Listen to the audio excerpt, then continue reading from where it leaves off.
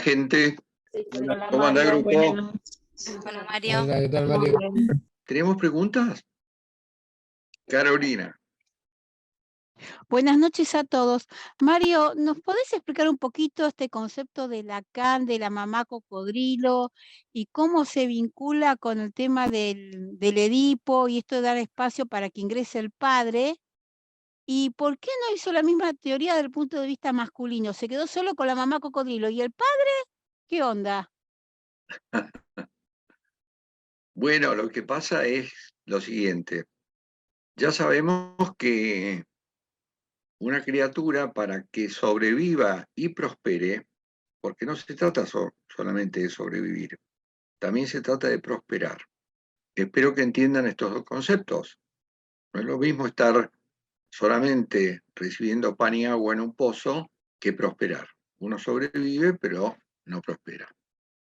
El tema de la crianza primera, a manos de lo que Freud llamó el otro de los primeros cuidados, que es la madre, requiere de lo que Winnicott llamó madre suficientemente buena.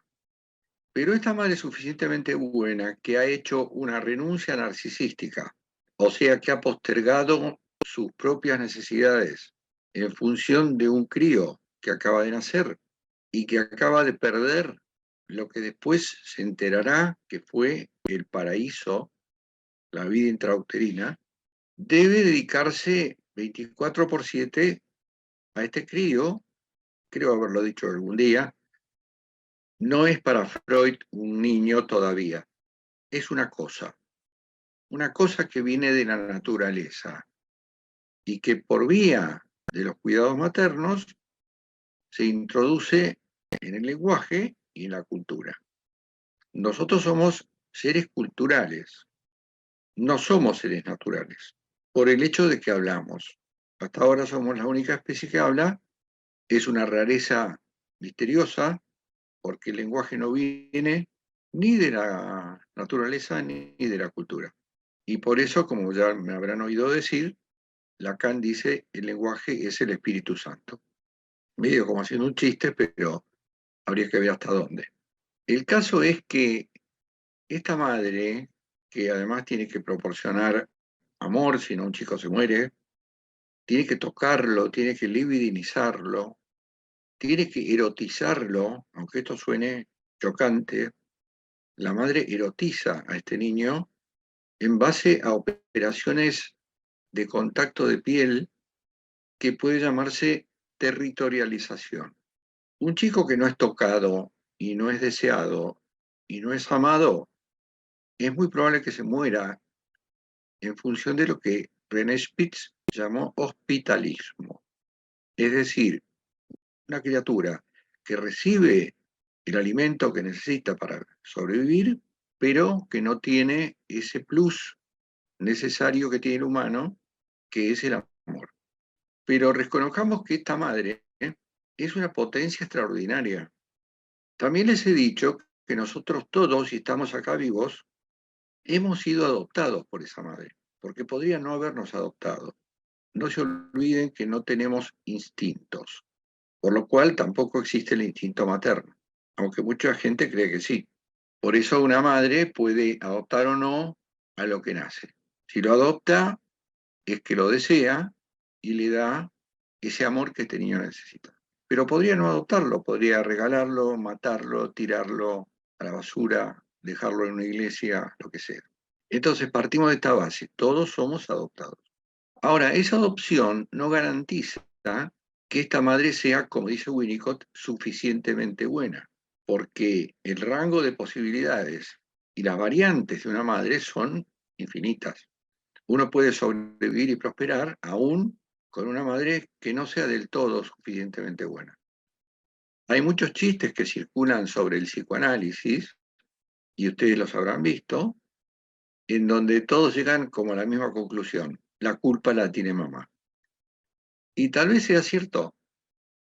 No nos olvidemos que nosotros somos criados típicamente por dos personas, aunque no necesariamente. Lo que sí tiene que haber es dos herramientas que son amor y ley. Amor y ley. Ahora, esta potencia materna tiene lo que podríamos llamar un doble falo. Y vamos a tratar de repasar un poco lo que es el falo. Si ustedes van al diccionario, van a encontrar que es el sinónimo de pene, pero para el psicoanálisis no es un pene, el falo. El falo está asociado imaginariamente a un poder. Por eso hablamos de madre fálica, mujer fálica y cosas por el estilo. La madre tiene dos posibilidades fálicas, universalmente hablando. Una de ellas es cuando después de los primeros momentos de esa crianza, de los primeros tiempos de esa crianza, en donde la campana de Gauss, que es la curva ascendente de la libidinización del niño, llega a su punto máximo, una madre puede sostenerlo en ese punto máximo para siempre, con lo cual estará fabricando un psicótico. Sabemos que existen, por la clasificación psiquiátrica, tres categorías. La psicosis, que es la locura, la perversión, que es la renegación de la ley, y la neurosis, que es lo que se supone que somos todos. O sea que neurosis, que tiene nombre de enfermedad, sin embargo, es el más alto nivel de normalidad al que podemos aspirar. Y por supuesto que hay millones de tipos de neurosis en el sentido de la agudeza de la neurosis. La neurosis es una condición sufriente. Es una condición sufriente porque el aparato psíquico, que en una de las tópicas de Freud está partido en tres, un yo, un superyo y un ello, en la neurosis hay una predominancia del superyo, que es lo que podríamos llamar, o lo que Lacan llama el padre interno, que es un padre sádico, es un padre que ordena, es un padre que persigue, es un padre que impone los mandatos buenos y malos. El superyo tiene dos caras, que ya lo saben, una cara que conlleva la conciencia moral, el ideal del yo y la autoobservancia, en correspondencia con los valores sociales. Y otra cara que es un padre terrible, que es el que disfruta cuando al yo, que es este que creemos que somos, le va mal, sufre. Es un super yo que todo el tiempo le está diciendo al yo, destruite. Esto no es de sentido común, es absolutamente contraintuitivo, y sin embargo es así. Nosotros somos nuestro peor enemigo desde ese punto de vista. Claro, la gente cree que somos un mero yo, que es, por ejemplo, este que está hablando con ustedes ahora. Pero está el ello, donde están las pulsiones y los deseos más profundos, y está el super yo, que es el de los mandatos con esta doble cara. Volviendo a la madre, el primer falo que tiene mamá, en esta curva ascendente de la campana de Gauss, ese punto culminante debe ser herido, porque ese punto culminante significa que el chico ha llegado a lo que se llama narcisismo primario. ¿Y para qué debe ser herido? Justamente para que no llegue a la psicosis y caiga esa campana al narcisismo secundario, que es el que tenemos todos, que es el narcisismo, el amor a uno mismo. Ahora, ese amor tiene que ser un amor limitado, y esa limitación es la que nos permite amar a otros.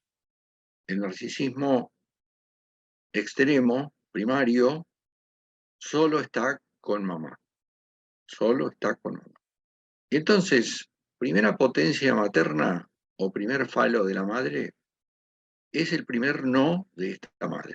Obviamente que un crío nacido es todo sí para él, hasta el momento en que hay que decirle que no. Y ahí empieza a tallar este par de herramientas de las que hemos hablado, amor y ley. Amor con límites, ley amorosamente aplicada. Entonces, si esa madre le dice siempre que sí a este niño, hará un psicótico, en el peor de los casos, hará un narcisista caprichoso, en un rango menor de los casos, y el chico necesita un límite, porque si no, es como que se encontrase en una especie de caída libre. Todo es sí, todo se puede, todo es infinito. Entonces, hay un binario, entre muchos otros, que es el binario o el par narcisismo-castración. Herir ese narcisismo es castrar a este niño, o por lo menos empezar a castrarlo a través de frustraciones. Entonces, una madre, cuando amamanta, tiene que alternar gratificación con frustración. Hay muchas madres que después que el chico se durmió y pasado un rato, están con el pecho preparado, esperando que se despierte y antes de que el chico grite, le ponen el pecho en la boca. Esto tiene un mal diagnóstico.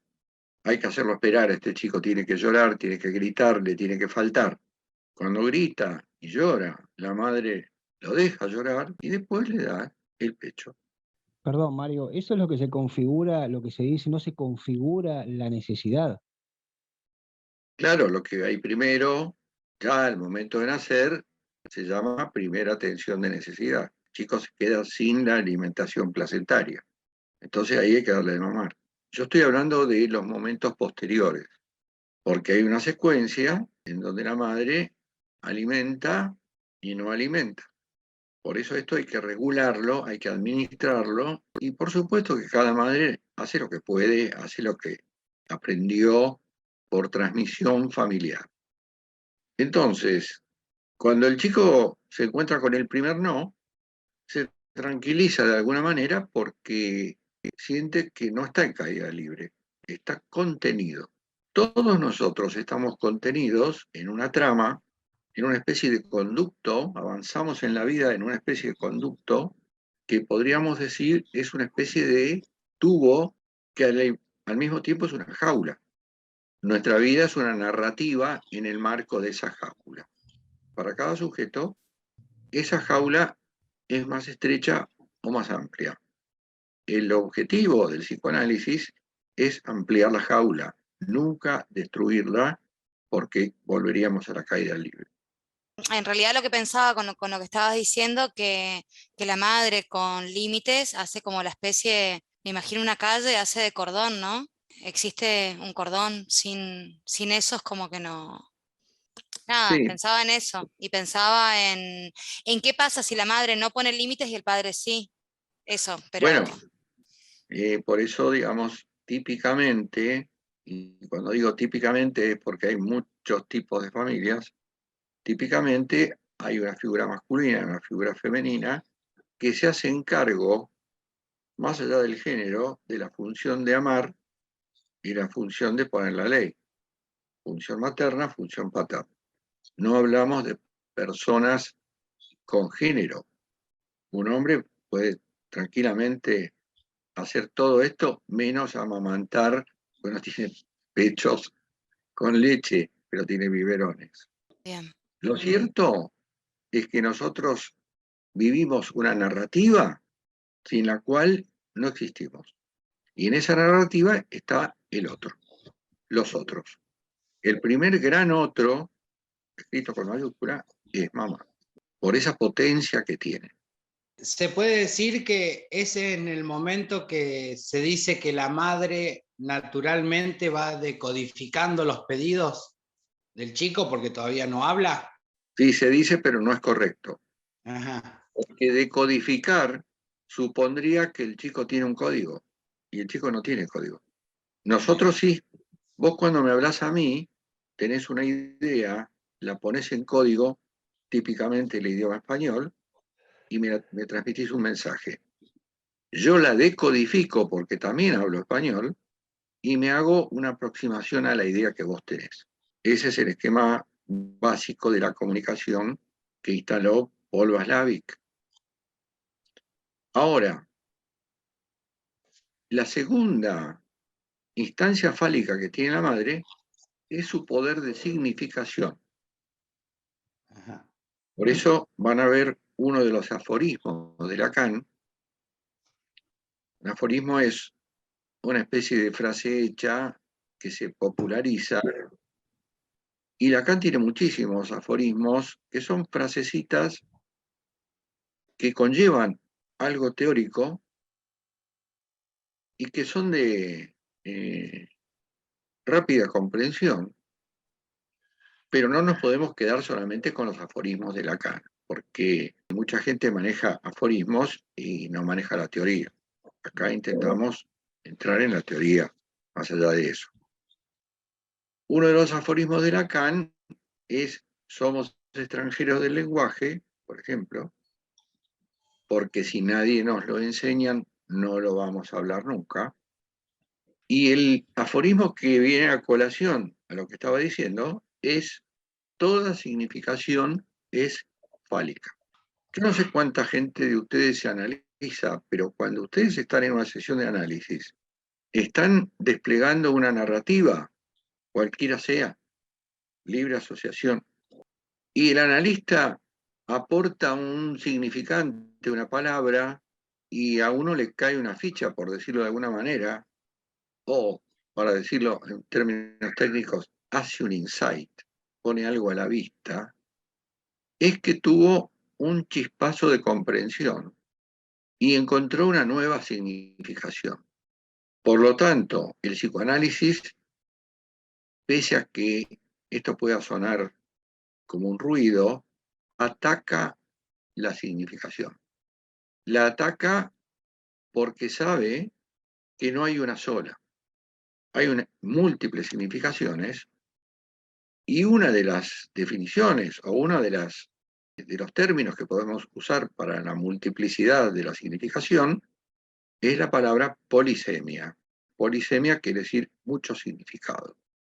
Mario, puede ser que, perdón, que con respecto a esto que estás diciendo, por eso hay un texto que habla de que el psicoanálisis nos simplifica la vida, porque me imagino como ese carretero, esa narrativa que tenemos, hablándolo podemos reconstituir otra, ¿no?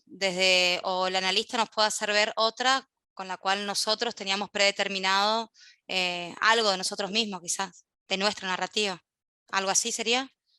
Claro, porque nosotros hemos vivido una vida armada de hechos concretos, pero esos hechos ya no existen y no se pueden cambiar. Lo que sí existe es una narrativa de los hechos, que es lo que nos sostiene a futuro, en este camino hacia el futuro de todos los días, de todos los minutos, y esa narrativa sí se puede modificar a través del psicoanálisis, ¿no? Bien, Por eso hablamos del poder de la resignificación. sí, Por sí. ejemplo, una escena infantil vivida de una manera es resignificada retroactivamente a través de una intervención que pueda lograr eso. Nosotros cada vez que vivimos un minuto más o decimos una palabra más, porque tenemos que correlacionar vivir con hablar, aunque no hablemos. Ya dijo Lacan que la realidad tiene estructura de ficción. Bueno, la ficción es esta novela personal de cada uno, que cada uno llama mi realidad. Con lo cual, reitero, que lo dije mucho, no hay una sola realidad, hay una realidad para cada uno. No se nota, creemos que es una sola, pero cada uno tiene su realidad, su novela personal. Bien, ¿te puedo hacer después otra pregunta? No Sí, te quiero Ayalén. cortar. ¿Qué pasa cuando, con respecto a la madre, cuando la madre, me imagino que deben ser las pulsiones, ¿no?, de ira, agota todas las pulsiones de ira con los propios hijos? ¿Qué generan esos hijos? Cuando toda la ira o todo el problema que tenga esta madre en su vida, con sus padres, con su historia, agota todo con los hijos que tiene. ¿Qué generan ellos? Bueno, bueno, genera desastres, porque justamente si hablamos de una madre suficientemente buena, hay una condición dentro de la actitud materna que se llama reverie. Y reverie tiene una significación un poco extraña, porque es una palabra del francés, que quiere decir que cuando un chiquito está desatado, gritando y rompiendo todo, lleno de odio, porque esa es la palabra, el chico tiene odio, la madre que tiene reverie, tiene condición de reverie, transforma ese odio, lo alberga en sí misma y lo transforma en amor. La madre que no puede hacer esto se pondrá a la altura del niño y le responderá con el mismo odio y tal vez le pegue y tal vez lo mate, cosas que vemos todos los días. Madres o padres que por alguna razón fueron padres, a lo mejor por casualidad, tal vez porque no lo desearon, pero que se encontraron con una criatura al que hay que dedicarle un trabajo inmenso y no están preparados, tienen poca tolerancia a la frustración, no tienen control de la ira y entonces devuelven con la misma moneda a una criatura absolutamente indefensa que puede romperse en pedazos. Porque no lo adoptaron, puede ser eso. Porque no terminaron de adoptarlo, exactamente, caso. No terminaron de adoptarlo, tal vez no lo adoptaron nunca, tal vez se lo llevaron de la clínica a regañadientes, eso no es amor, y ya sabemos que sin amor no se puede vivir.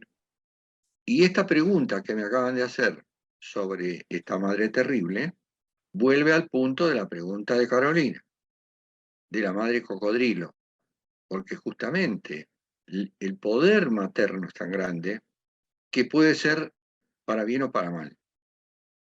¿Cuál es la analogía? Bueno, se dice que los cocodrilos a veces llevan en sus fauces a los críos a otro lugar y a veces se los comen.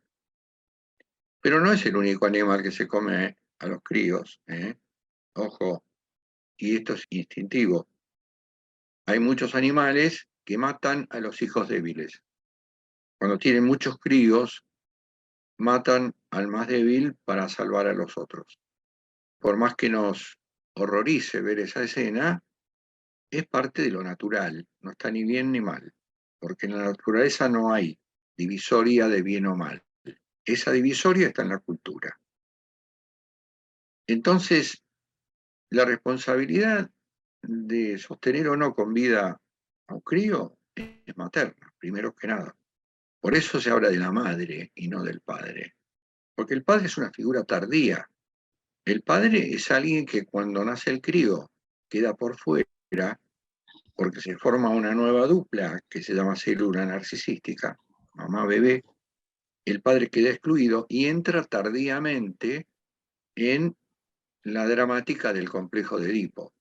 Inclusive el padre es percibido por un niño muy tarde. Por eso a mí me da gracia cuando los pediatras o los obstetras les dicen a los recién estrenados padres, el padre tiene que darle al bebé el primer baño, ¿no? El bebé no tiene ni idea de lo que es un padre.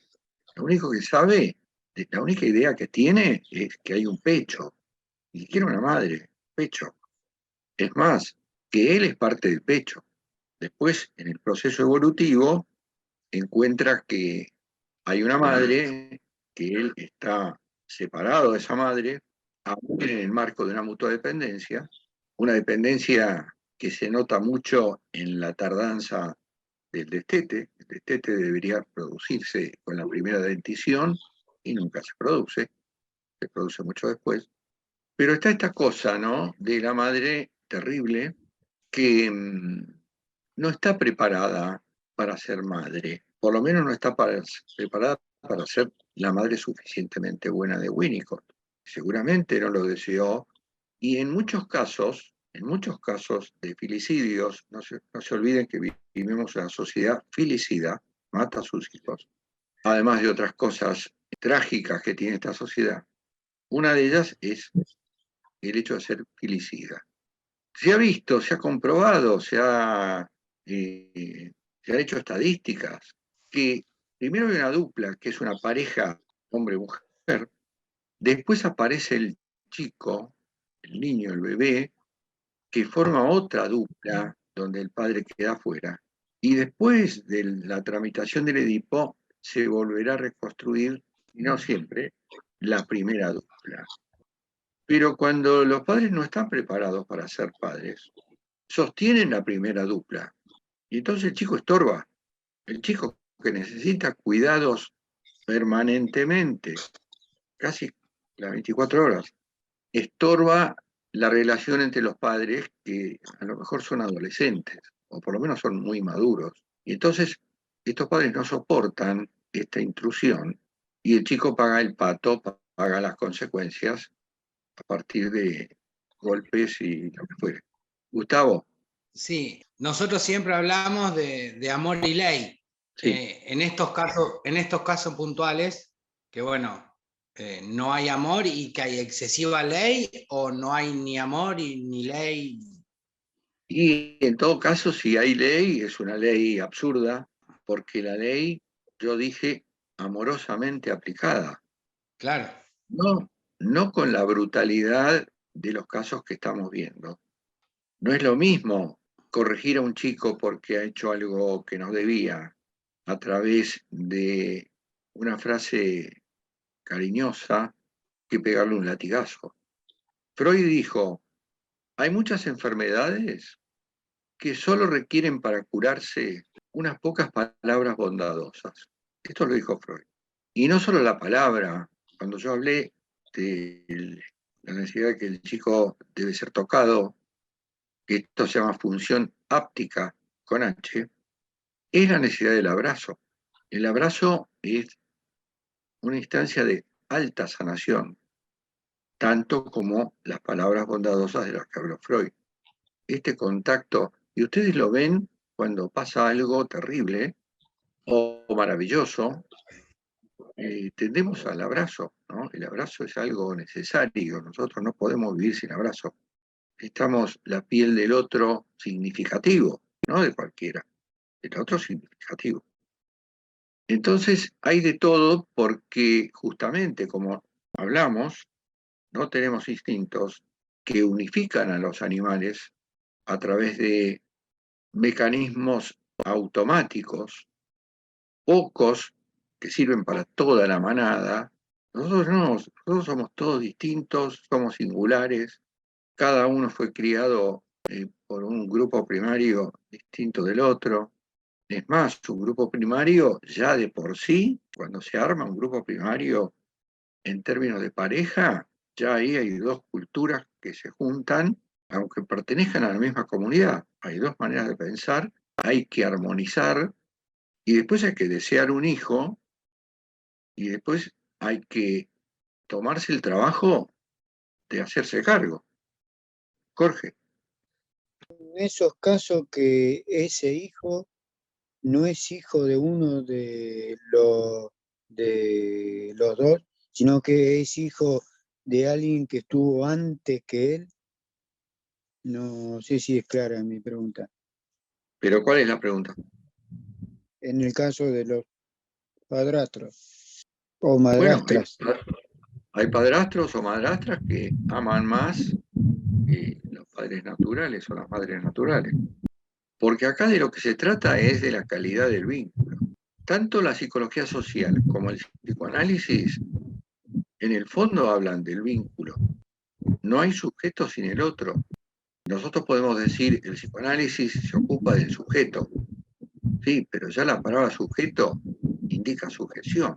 Y la primera sujeción es a un otro. Nosotros somos seres sujetados a varias cosas. Al lenguaje, a las normas, al otro, a los otros. Carolina, ¿querías hablar? Sí, Mario, yo te quería hacer otra preguntita. ¿Cuál es la Sí. mirada del psicoanálisis sobre el colecho que en muchos casos se promociona el tema de que el bebé duerma con los padres? ¿Cuál sería la implicancia en cuanto a la sexualización, digamos, que se da en esa etapa? Bueno, eso sería lo de menos. El colecho muchas veces termina en la muerte del bebé. Muchos bebés mueren aplastados por su madre o por su padre o por sus padres. El colecho es una aberración.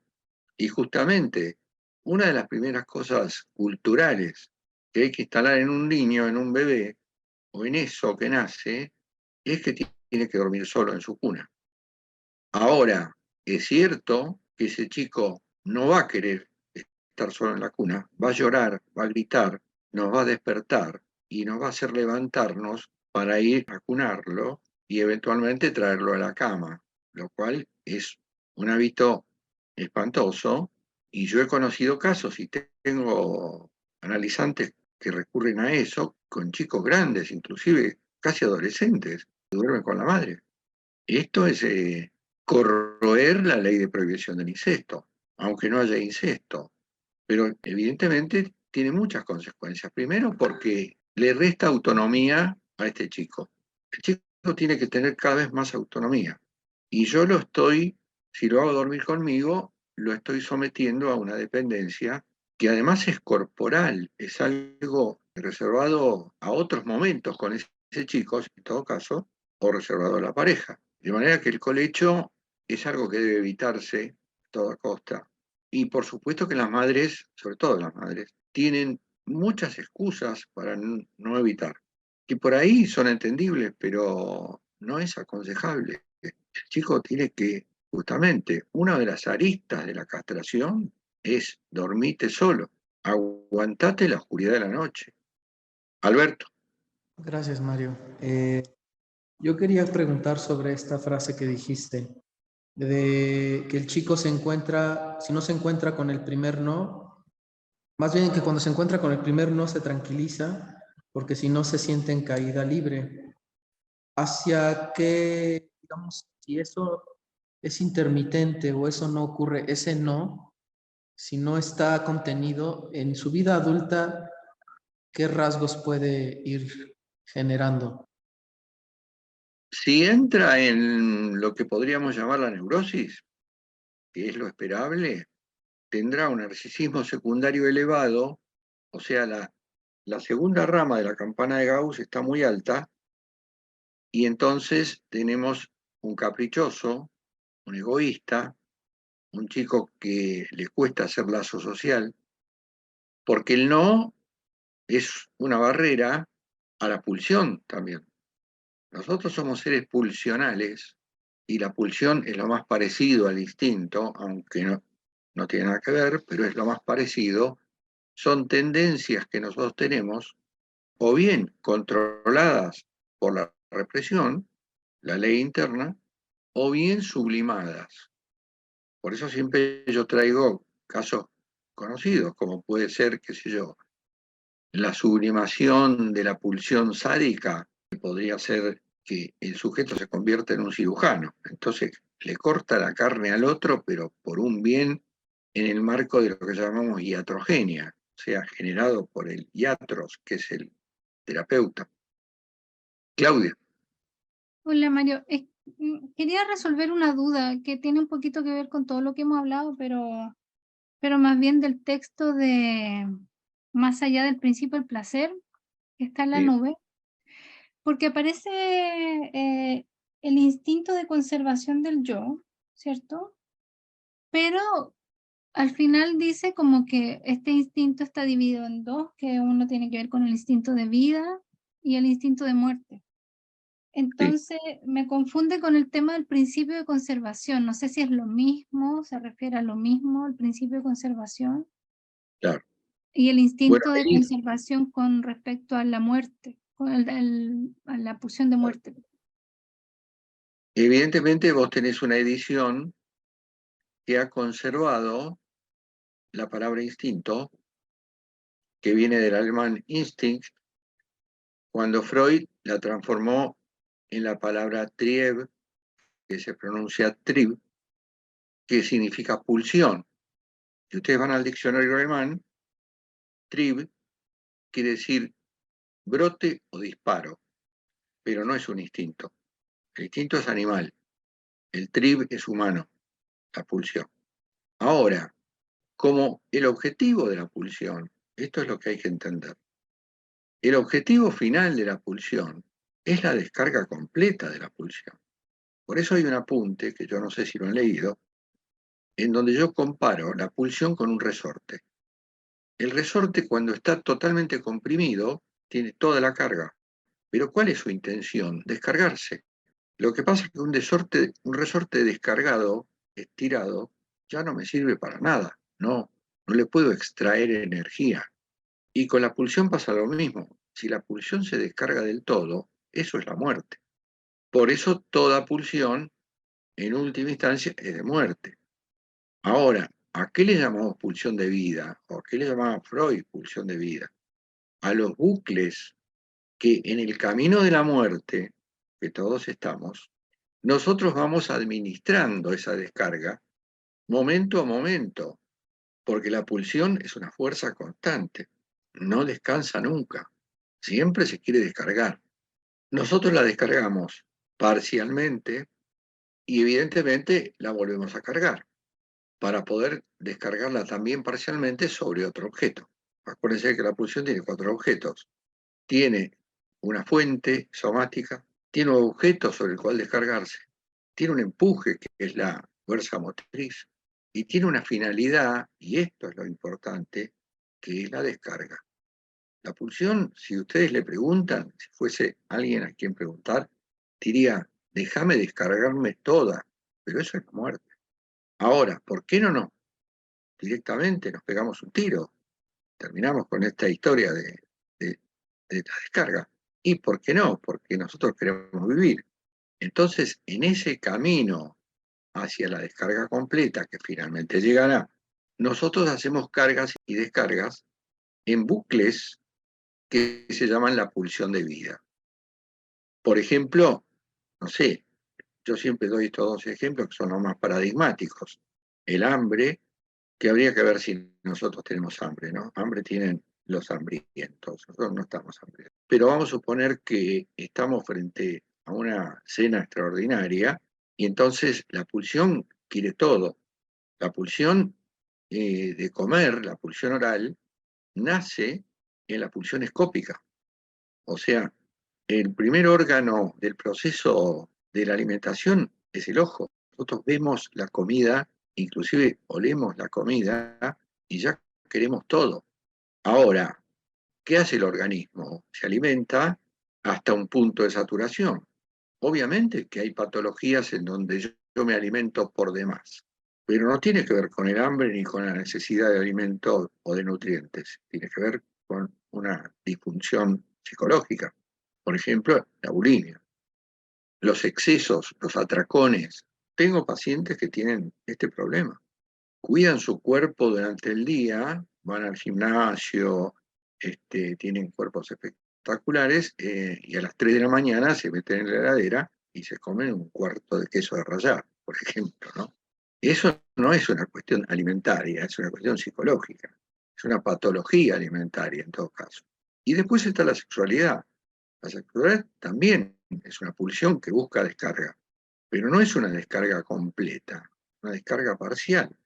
El orgasmo, en la mujer o en el hombre, es una descarga, pero fisiológicamente tiene un corte, porque si fuera por el sujeto profundo, el orgasmo sería infinito y terminaría en la muerte del sujeto.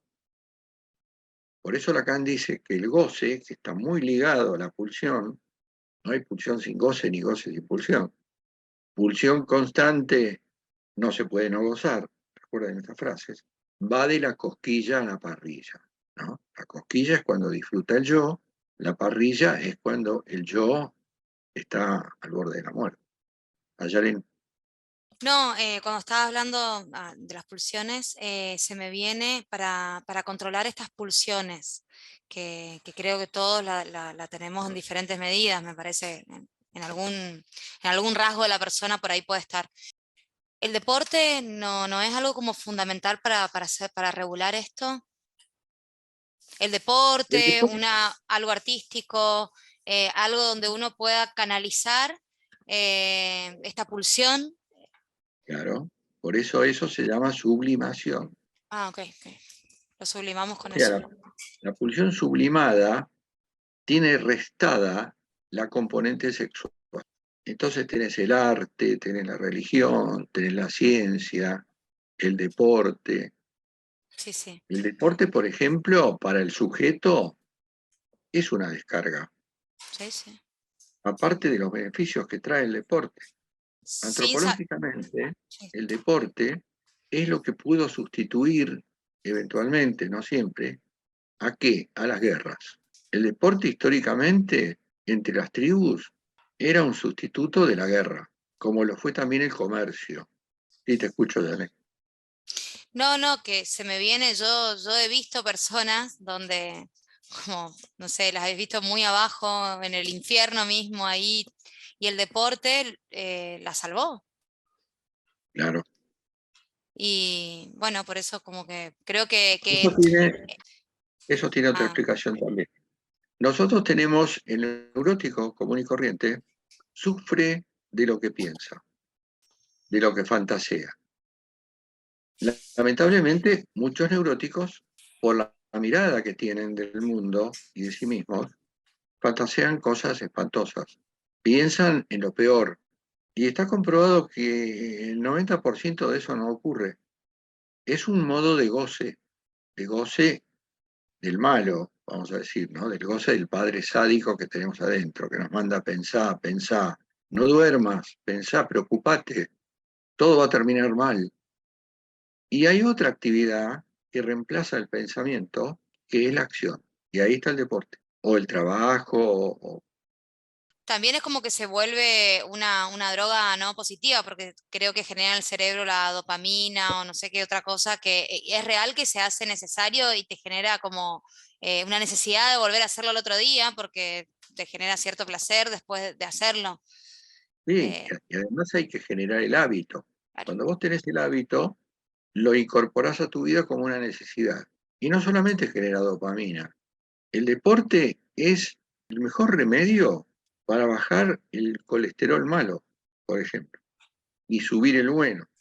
Ahora, no todo el mundo se siente confortable con el deporte. Entonces, sabe que lo tiene que hacer, porque el médico se lo dijo, por ejemplo, pero uno se mantiene en lo que llamamos la zona de confort, entonces no lo hace, lo posterga, procrastina, mañana empiezo, el lunes, pero cuando vos haces un hábito, lo cual requiere de mucha voluntad, por eso yo siempre le digo al analizante, esto tiene dos platillos, es como una balanza. En una está la sesión de análisis y en otra está la vida cotidiana.